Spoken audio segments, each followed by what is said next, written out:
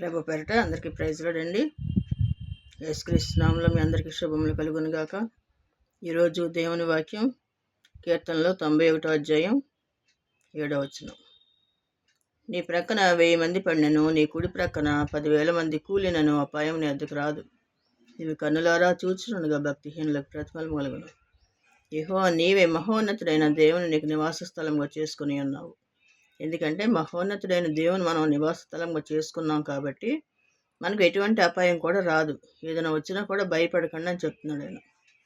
నీ ప్రక్కన 1000 మంది పడినా, నీ కుడి ప్రక్కన 10,000 మంది కూలినా అపాయం మటుకి నీ వద్దకు రాదు. ఏది కూడా నీ దరి చేరదు. నేను తోడుగా ఉన్నాను, నా అరచేతిలో నేను చెక్కుకున్నాను అంటున్నాడు. ఆయన ఎప్పుడు కూడా కొనుకని దేవుడు, నిద్రపోని దేవుడు, మనకి తోడు నీడగా ఉంటాడు.